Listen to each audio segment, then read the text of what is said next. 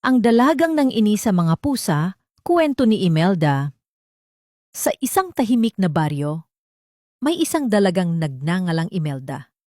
Hindi siya kilala sa kabaitan o kagandahang asal, kundi sa kanyang matinding inis sa mga pusa. Tuwing makakakita si Imelda ng pusa sa daan, agad niya itong sinisipa, sinisigawan, minsan pa nga binabato. Tila ba wala siyang pakialam kung masaktan ang mga ito, basta mawala lamang sa kanyang paningin.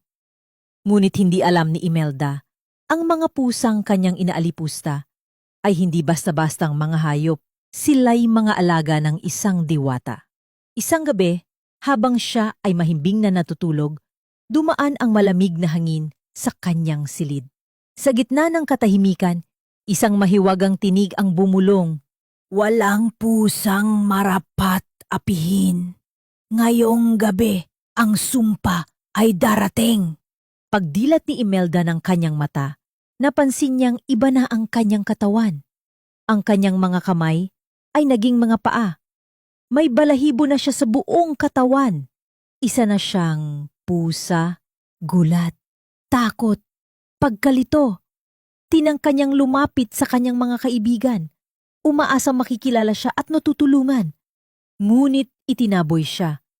Hinabol pa siya ng mga batang dati kakilala niya. Tinaponan ng tsinelas, tinadyakan at tinawanan. Sa bawat araw na lumipas, naramdaman ni Imelda ang ginaw ng lansangan, ang matinding gutom, ang takot sa bawat sigaw at habulan. Naramdaman niya ang sakit ng pagiging isang nilalang na walang pumapansin, walang nagmamahal. Hanggang isang gabi, habang nakaupo siya sa ilalim ng isang lumang kariton, may isang maliit na kuting ang lumapit. Tahimik itong nagbigay sa kanya ng piraso ng tinik ng isda at tumitig sa kanya ng may malasakit. Hindi siya sanay sa ganong kabutihan, lalo na mula sa isang nilalang na tulad niya ngayon. At sa gabing yon, tumingala siya sa buwan. Muling lumitaw ang diwata. Ngayon ay batid mo na ang sakit, wika ng diwata. Maging mabagin ka kung muling maging tao. Kinabukasan, nagising si Imelda na muli bilang isang dalaga. Sa kanyang tabi, mahimbing na natutulog ang kuting na tumulong sa kanya. At mula noon, nagbago ang kanyang puso. Inalagaan niya ang mga pusa. Nagpatayo siya ng silungan sa harap ng kanilang bahay.